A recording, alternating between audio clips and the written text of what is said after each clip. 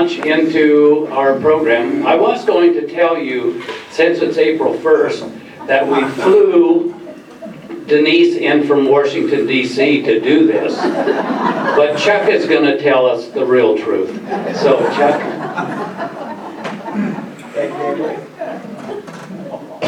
What a great crowd. This is tremendous. I especially feel that way because the story of our post office is fantastic. And I'm like you probably, like most of you. I get going so fast, I'm in and out of the post office, and I rarely stop to even notice how cool it is, and what a well-designed building is, and how stylish it must have been for 1937, and it certainly still is today. And that's the value of having somebody like Denise O'Brien Van in our community who has a deep interest in this with her husband Jack Lewis. And Sunday afternoon, I think it was, Denise and I met at the library so I could snap a couple of pictures for her for news releases and stuff, and then we walked through the lobby. And that was just like a huge blast from the past to hear her interpretation of what the story is about that building and what an asset it is, and as always has been, and what a gathering place it is for the whole area around here. It's a place we've really taken for granted for way too long. Denise O'Brien Van is a hometown kid made good. I just counted up, and we have been friends for nearly 50 years. I think we met in the early 1970s when I was a young punk reporter from Shenandoah on the Des Moines Register, and she was a young punk reporter from Jefferson on the Des Moines Tribune or Register. She had a career in newspapering that took her from here to Des Moines and Chicago and back. She's still a writer today. She's very strong and as a storyteller, and she's a great friend. So please join me in welcoming Denise O'Brien Van.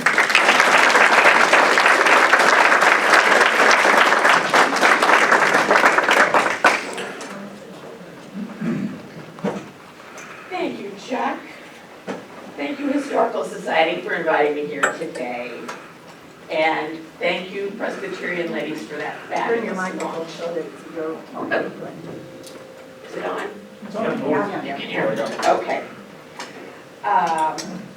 As Chuck said, I grew up here, and my husband and I returned about 12 years ago, so we can be planted here later.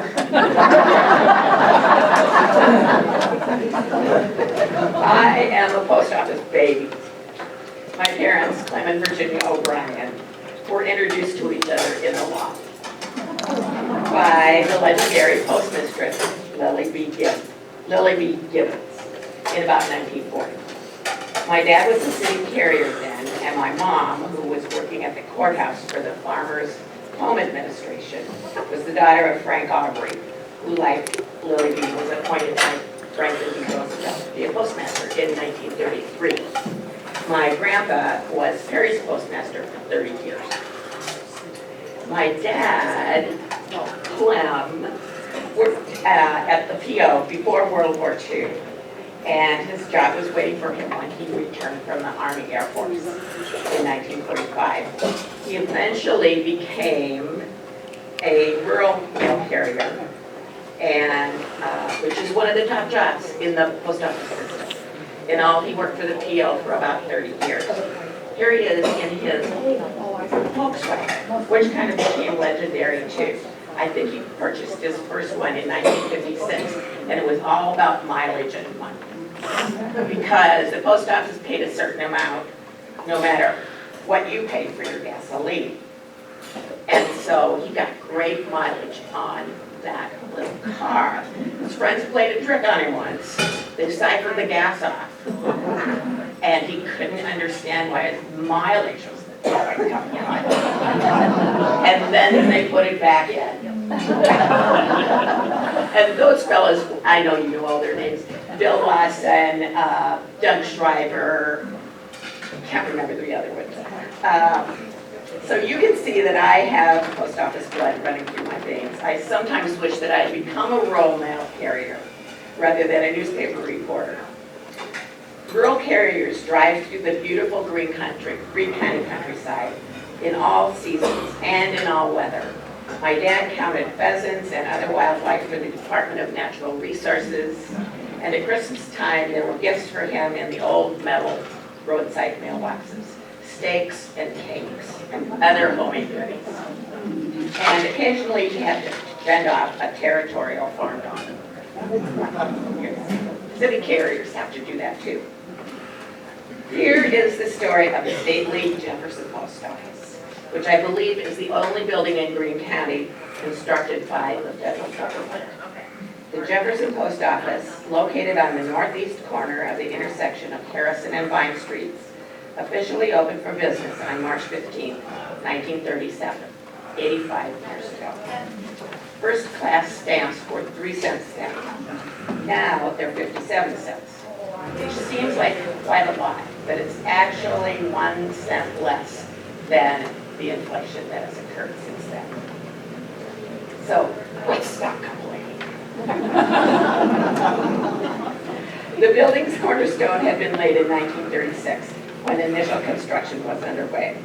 The 64 by 55 foot, 2-story red brick building had been under construction since the first week of July in 1936, the year in which that cornerstone was laid. Harlan Construction Company of Harlan, Iowa, got the contract for $46,400. And the company had 250 calendar days to complete the building. The total cost of the project, including purchase of the site, ended up being $52,800, which is about what my little bungalow is worth today. The building's design is probably federal revival, according to an architect friend of mine, Tom Claus, who also grew up in Jefferson. It's like the Jefferson Mafia. Jump home from everywhere. There is an element of Art Deco in the lamps flanking the front stairway, and in the airplane engine cylinders atop 2 of the building's south facade windows. My pictures of that are not the greatest. Oh well, we'll see you later. Sorry. Chuck's picture indicates that we're really good at those elements of that beautiful building. The Jefferson Herald editorialized in a news story about the opening, which was done without ceremony. They just opened the doors and started cutting stamps. The Herald said, moving the post office from the center of the block east of the courthouse to the present location is a change that will be difficult for people to become accustomed to. It is farther away for most business firms, but nobody has registered a serious kick, and everyone is happy to have a new building, even if it's been taken off the public square.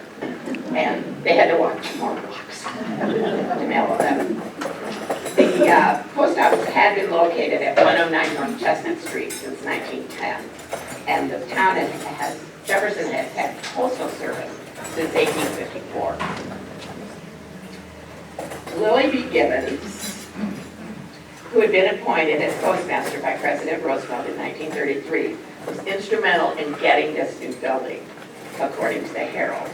About a dozen sites, including property to the north of the Jefferson Public Library, on the corner north of the Bee and Herald's former offices on Wilson Street, and in the quarter block south of where the dollar store now stands, had been offered for the new building.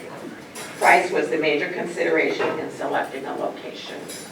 The October 1935 Herald said a postal official made it plain that the government would pay no fancy price. And it went on, as it is well known that the government has pushed this work so that labor may have jobs during the fall and early winter season. The final choice consisted of 2 properties that were purchased for a total of $4,000 from W.F. Mahaney, the tower guy, who owned a gas station on the corner, and there was also Joseph and Ross, who sold his house that was also on that half that block. Between 10 and 20 men worked on the new building, and the contractor answered a fall 1936 government request on availability of workers in Greene County, saying he had no difficulty in securing skilled, semi-skilled, and common laborers. Timesheets for the March 5th, 1937 work week found in the post office's local archives record wages like this: 90 cents an hour for a common carpenter who worked 40 hours, paid 36 cents in Social Security, which had just begun collecting taxes in January of that year. And he earned a total of $35.54. Gibbons awarded the landscaping contract for her new post office in August of 1938 to Ray F. Davis of Jefferson Nurseries, who got the contract for $154.80, which would be about one lilac bush now. The top bid for the landscaping had been $600. Today, there are 16 staff members at the Jefferson Post Office, including Postmaster Janelle Hall, who has headed the office since January. There are 3 city route carriers and 1 sub-city carrier, 3 rural routes, and 2 subs, RFD subs, a full-time clerk, 1 substitute clerk, and a part-time custodian. When the Jefferson office opened in 1937, there were 21 employees, most of whom worked 6-day weeks. Today, the lobby windows are open 5 days a week, but mail is delivered, thank God, 6 days a week. Then as now, the roster included 3 city routes, but there were 4 rural carriers back then. Today, there are only 3. With the opening of the new building, a fireman laborer named Abner Lawson. Anybody remember Abner? Yeah. Good. I was hoping somebody would, that's why I put his name in here. He took care of the coal-fed furnace, and he was hired at an annual salary of $1,260. Earl Peterson, millions of Petersons, anybody know Earl? Was hired as a custodian at 50 cents an hour, but he was only allowed to work 5 hours a day. I mean, $2.50 a day. All the employees, except the postmaster, who was a political candidate, were hired under what was known as civil service, a government employee system based on merit. Today, the postmaster is also a civil service employee. Over the years, automation has drastically changed the way mail is prepared for delivery. Up until the late 20th century, mail could be dropped in local or out-of-town slots. We all remember that. Now it all goes in the same slot, and the letters are trucked to Des Moines, where they are machine sorted in a delivery sequence, and if they're for delivery in Jefferson, they're trucked back to town. It seems kind of awkward, but we all get our mail. When the PO opened in 1937, carriers threw all their mail in sequence for the routes, and I don't know if you've ever been in the back when it was open, you know, there were boxes, and so you threw the letters in the boxes, and hopefully you got it in the right sequence so you could go on your route and not make anybody mad.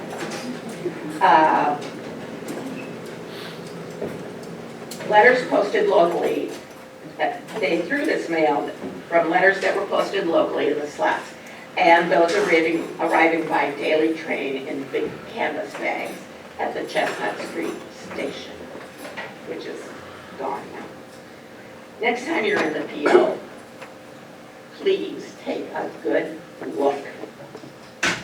Like Chuck said, we're all in a hurry, but let's take a good look.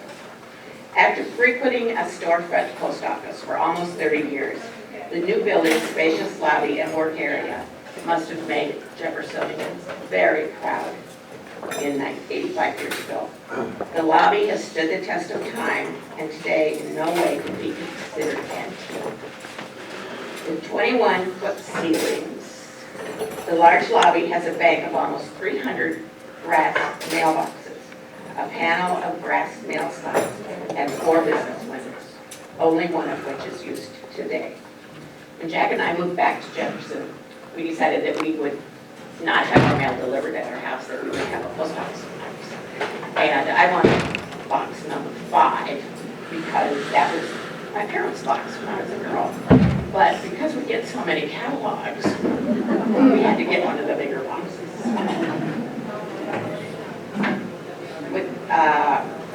In that lobby, there are 2 chest-high writing tables left on the lobby south wall.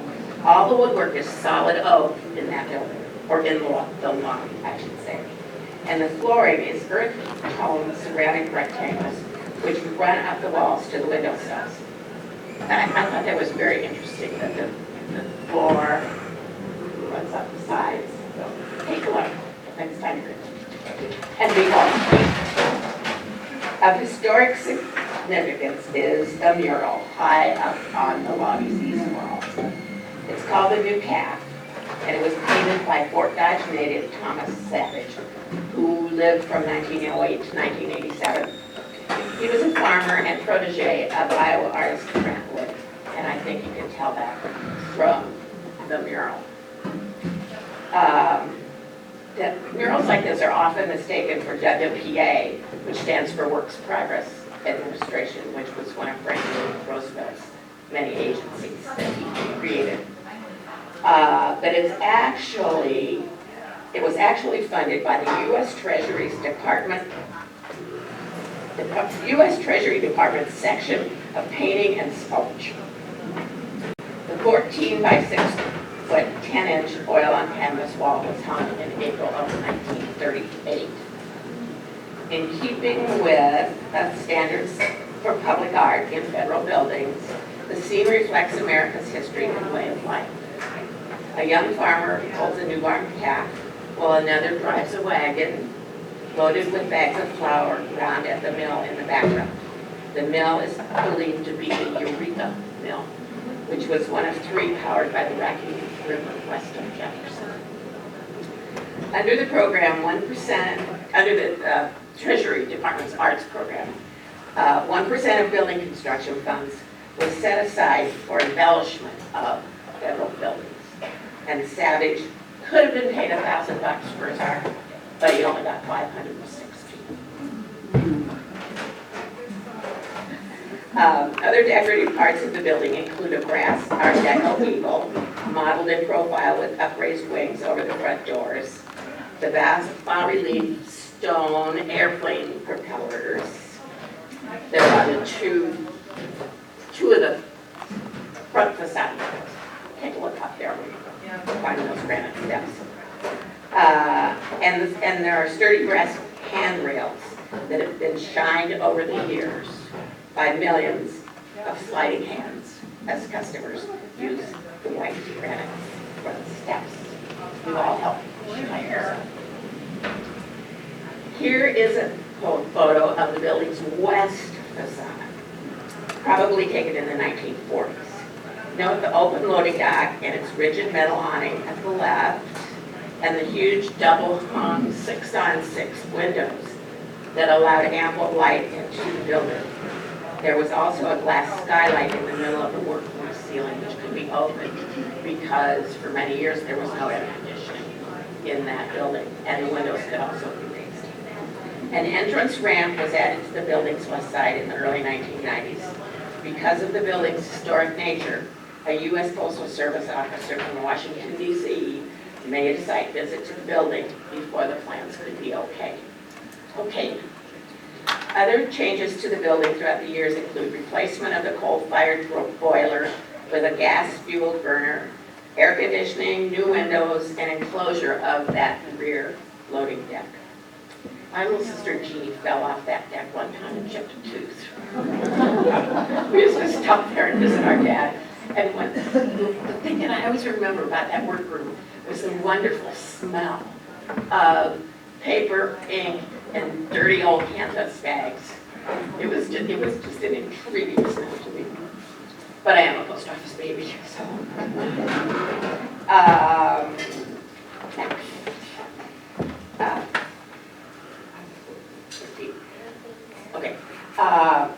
My husband Jack Lewis and I funded the renovation of these lamps in 2017. They had been taken down because of vandals kept breaking the glass shades. And so luckily we have a neighbor who is a lighting engineer, and there were no blueprints for these lamps in the post office, local post office archives, but he figured out how to make those. And they're heavy-duty plastic, and there are 4 more of them in the basement, just in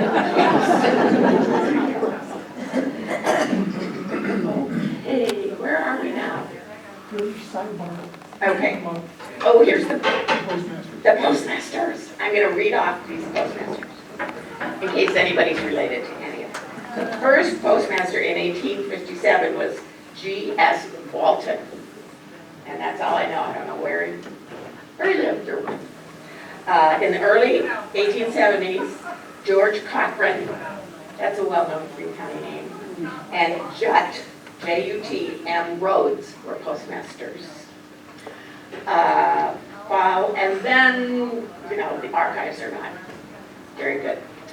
Then there was Lilly B Gibbons, followed by Jerome Hoyland, Don Napper, Jim Carney, Carol Guston, Maynard Rim, Norman Nyland, Carol Seek, where's Carol is here, I think, and Allie Burnett, and today's postmaster is Janelle Hall.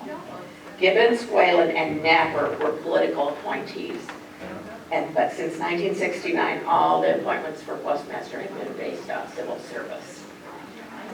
So it didn't matter if you were Democrat or Republican, you just had to pass the test. Who was this woman with the lyrical name, Lilly B Gibbons? She was quite a Democratic powerhouse, according to Paul Stillman, a Republican who was editor of the Jefferson Bee in the early 20th century. Gibbons served 2 terms as county recorder, winning her first term in the November 1906 election. Writing from California in 1942, after his retirement as editor of the paper, Stillman told the story of how a pretty girl swept the Democratic Party into power in Greene County in that 1906 vote.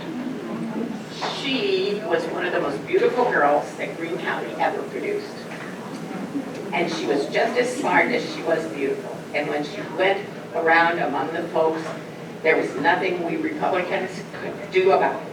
It took a woman to lead the Democrats of Greene County out of a 30-year famine in county office.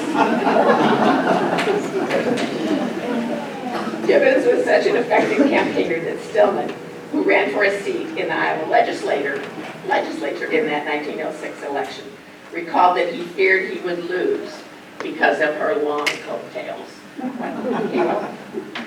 She was born in Grand Junction in 1876, and she earned a high school diploma and a certificate to teach school from Junction St. Mary's Academy in 1895. She taught at the Minahan School, northwest of Jefferson, for 10 years, and in 1912 she married Owen Gibbons, a Jefferson blacksmith, and their daughter Rosemary was born in 1950. Here she is on the afternoon of May 19, 1938. Looking on as assistant postmaster Bert Myers hands the pilot a canvas bag stuffed with 858 letters that would soon be flying off to Des Moines. The airmail pickup and delivery were part of a national week-long celebration of aviation. At right are Jefferson's Chamber of Commerce Secretary J.R. Gobble in the hat, and Don Monty, for whom our airport is named, who was the owner of the plane in which the mail was to be flown. According to the May 24, 1938 beat, 674 of the letters originated in Jefferson, and the rest came from post offices in Cooper, Grand Junction, Whitby, Scranton, Coon Rapids, and Carroll. Lilly B's grandson, Dick Davis, whom I'm sure a lot of you know, recalls that Lilly was a woman before her time. She led local girls groups, such as the Girl Scouts and the Campfire Girls, on tours of the post office, and she also always told them that they could be leaders, office holders, and businesswomen, just like she was. In the more than 2 centuries since Benjamin Franklin was appointed our first postmaster in 1775. The Postal Service has grown and changed with America. Our country's founders established the post office before they signed the Declaration of Independence. It was the new government's largest endeavor, and it bound the 13 former colonies together and made its way west with America's 19th century expansion. It helped the nation move from an agrarian economy to an industrial one, and it has long been one of the country's major civilian employees, and it was among the first to hire women and minorities. If you would like to learn more about the post office, which is actually a very large business enterprise, and it receives no direct taxpayer funding, here is a really good book. It's called How the Post Office Created America. I'll loan it to anybody who is interested, with the warning that if I don't get it back, this little post office baby will haunt you. To paraphrase the mail carrier's unofficial motto, neither snow nor rain nor heat nor gloom of night will stay me from the swift completion of my appointed rounds to get the book back. I think I skipped some stuff, didn't I? Okay. Before I take your questions or hear your own tales of the local post office, I want to thank the people who helped me with this presentation. Former Postmistress Carol Seek, current Postmistress Janelle Hall, Chief Clerk Don Feldman, Rob Stradley, who is the Bean Herald's design manager, Architect Tom Claus, Dick Davis, and Mary Ray Bragg, who are Lilly B's grandchildren, Margaret Hamilton, program chair, and Roger Arkin, who put the slides together. Thanks for coming today, and remember to take a really good look at the post office lobby the next time you mail a letter.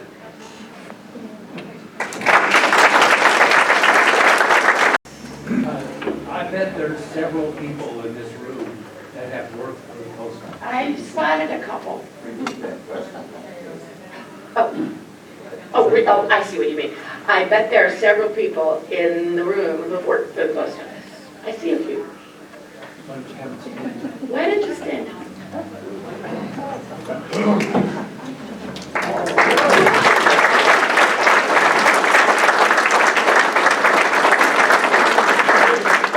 Neither rain nor snow. Thank you, post office people. Anything else? Comments? Who did you say was the postmaster? The current postmaster? Who is the current postmaster? Her name is Janelle Hall. And where is she from? I don't know, Janelle. Here. Stand up and tell us where you're from. Tell us. From Jefferson. I married Denny Hall. You might all know his folks, Don Marguerite Hall. And, my Wanniger. Yeah. Originally I'm from down in Gray, Audubon, that area. And you've worked for the post office for 21 years. 21 years. Yeah. I started out as a city carrier in Jefferson and carried mail for 7 years. And then I became postmaster in Yale, and then postmaster in Guthrie Center, and then postmaster in Perry, and then postmaster here, so I guess you can say I'm in full circle. I'm home, I'm not going anywhere else. Did you raise it to 58 cents? I was going to say, yeah, stamps are 58. Oh, did I thought they were 57. That's all right. That's because I have a forever They probably won't be that for long either. When I was in high school or grade school in Grand Junction, we used to have to walk home. We couldn't in town, we couldn't ride the bus. And when I was in school, we would always have some of my neighbor friends or kids would stop at the post office to get warm before we spread out again. And I always think about that, how that postmaster at that time we had to be quiet. We couldn't raise any fuss. We always liked the heat in there before we started to walk for home. We did that too. A lot of kids in Jefferson did that. You know, after visiting senators and sneaking in and getting on the saddles. And we thought, They don't know we're here. Of course, it didn't. Done. Well, an interesting side note, the Volkswagen brought back some memories for me because Clem was our Route 4 Box 254 mailman for years and years and years. But an interesting side note to that Volkswagen is that Volkswagens were quite a bit shorter than normal cars. And every time Clem would trade cars, and he had an affection for the Volkswagens or the Saabs or those small cars. Every time that Clem traded cars, we would get this little note in our mailbox, please adjust your mailbox. And Dad would curse and say that Clem bought another car. I've got to raise or lower my mailbox. The other thing about driving a Volkswagen is, as you all know, there's 6 sheds. And Dad had to sit in the picture of him is odd because he's handing the mail to somebody, not putting it in the box. But he sat in the passenger seat so he could put the mail in the box. And he ran the clutch and the gas and the brake. Somehow, that he was talented.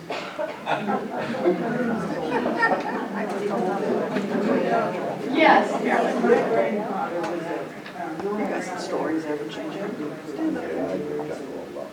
you were telling about your dad giving things at Christmas, people giving gifts.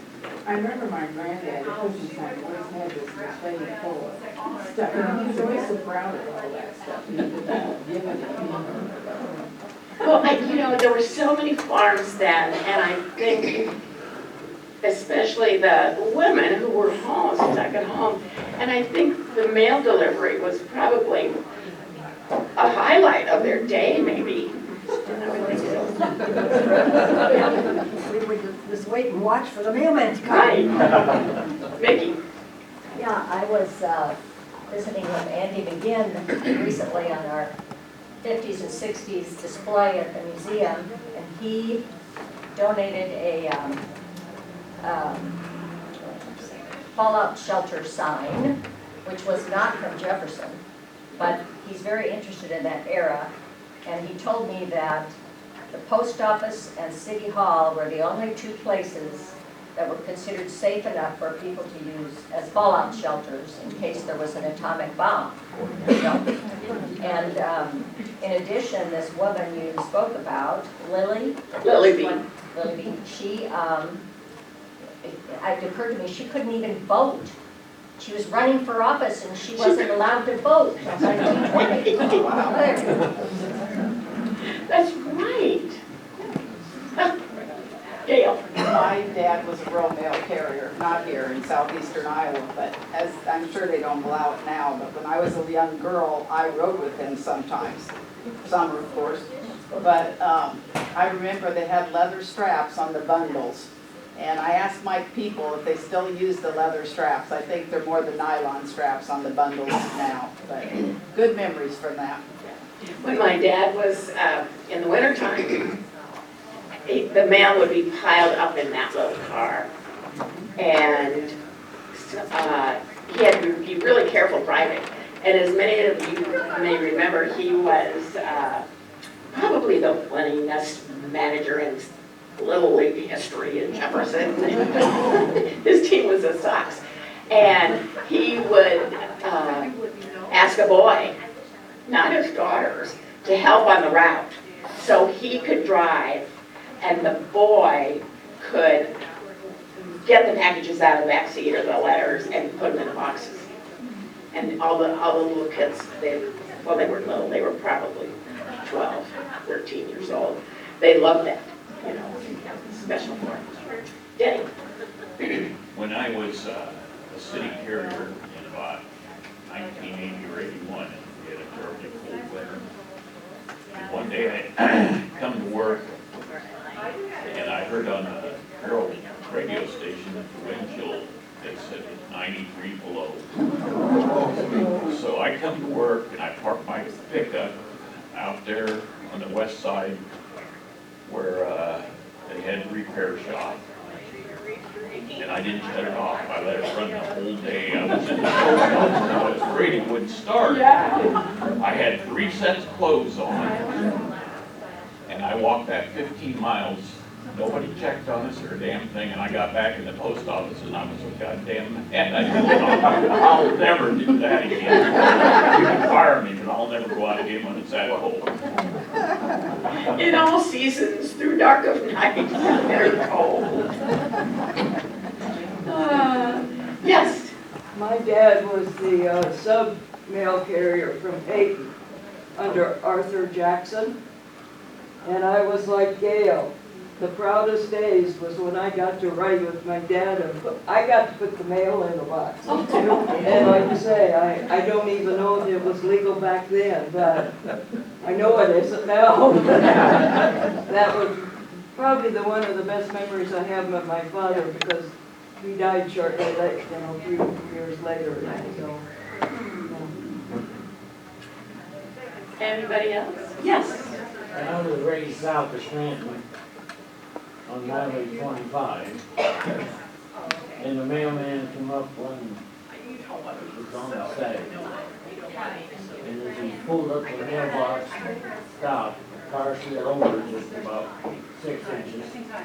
Put the mailbox right in his window. So that would get the tractor and pull his car sideways to get it out of it. He had a Volkswagen. I have a funny story about that Volkswagen. It was so unusual back then.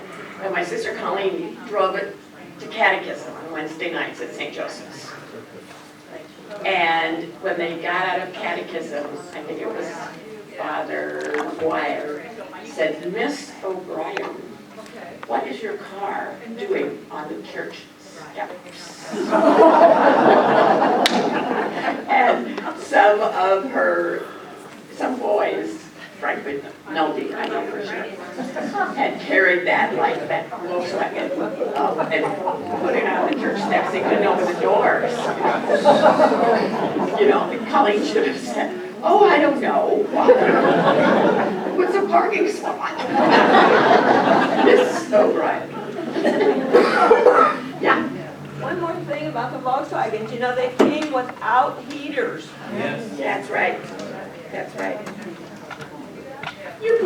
Jane, you spent plenty of time in those Volkswagens with me, riding around the square. Fill it up for a quarter, Okay. Well, I encourage all of you to really take a good look the next time you go to the post office. It's a beautiful building. It's a sturdy building. I guess it could withstand an atomic bomb.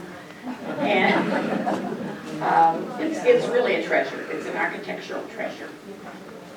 And we all depend on the post office, and we take it for granted. But, they always come through for us. Up there because my niece and I don't agree on steps. Yeah. And I really like the ramp that it is. Yeah, that was a good addition. Yeah. Okay, thank you all for coming. This has been a pleasure for me. I hope it has for you.